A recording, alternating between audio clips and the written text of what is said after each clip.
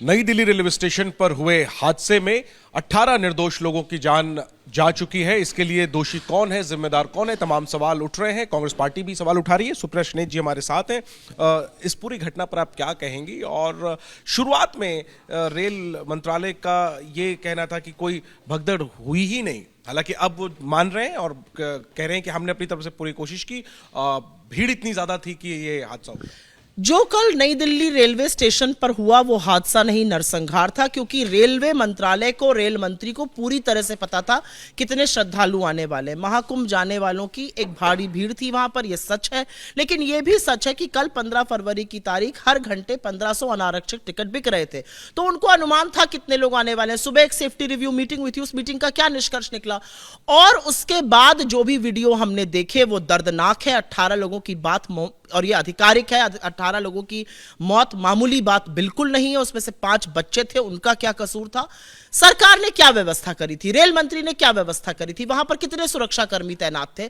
वहां पे railway police force को छोड़कर बाकी अन्य पुलिस फोर्सेस को क्यों नहीं बुलाया गया था? एक मल्टी डिसिप्लिनरी अप्रोच क्यों नहीं ली जा रही है? आप 1,000, 1,200 की कैपेसिटी वाली ट्रेन में अगर 5,000, 6,000 लोग भर के जा रहे हैं तो यह हादसा कैसे हुआ, ये अनुमान कोई भी लगा सकता है। लेकिन उस हादसे के बाद बजाय संवेदना दिखाने के, बजाय जिम्मेदारी लेने के, लोगों को ही कसूरवार ठहराया जा रहा है, लोगों को ही जिम्मेदार ठहराया जा रहा है। और यही नहीं, रेल मंत्री जिस निर्लज्जता पे उतर आए और मौत के आंकड़े छिपाने लगे और सब ठीक है का एक नैरेटिव चलाने लगे, ये कौन सी गैर जिम्मेदारी? और ऐसा व्यक्ति हमारी भारतीय रेल का मंत्री नहीं हो सकता है, उनको तत्काल प्रभाव से इस्तीफा देना चाहिए। मौत की बात तो बाद में स्वीकार की, पहले तो शुरुआत में भगदड़ की बात पर भी जो है वो जवाबदेही से बचने की कोशिश की जा रही थी। नकारा जा रहा था कि नहीं, कोई भगदड़ नहीं हुई। जब वीडियो सामने आने शुरू हुए, जिन लोगों को बेहोश बताया जा रहा था वो असल में मृत थे।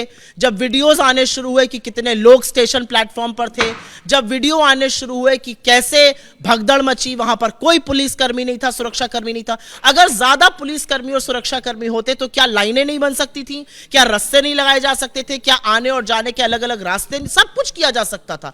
अगर सरकार को इन लोगों की जान की परवाह होती तो बहुत कुछ हो सकता था, लेकिन जान की परवाह नहीं थी। कीड़े मकोड़ों की तरह इन लोगों को मरने के लिए छोड़ दिया गया था।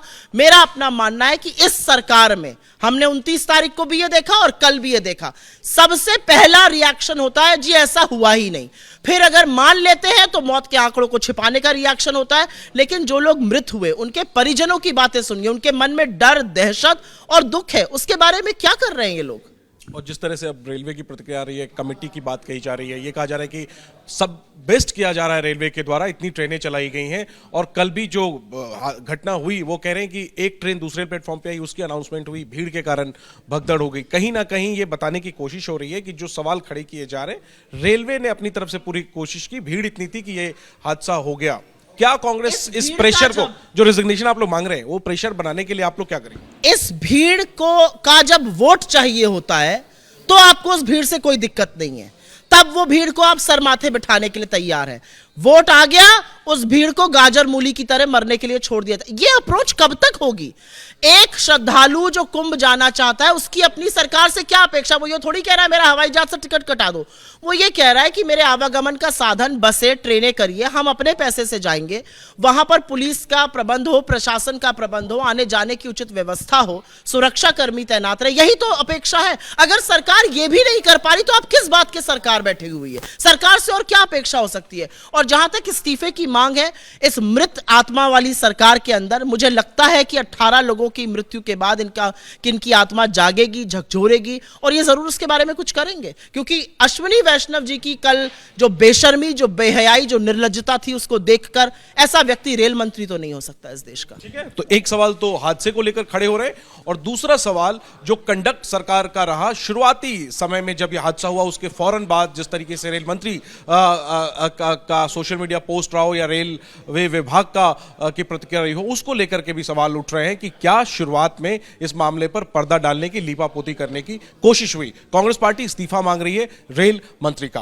कैमरा पर्सन सुनील के साथ Jainendra, ABP news, Delhi. For exclusive and insightful videos, subscribe to our new channel ABP Live Premium.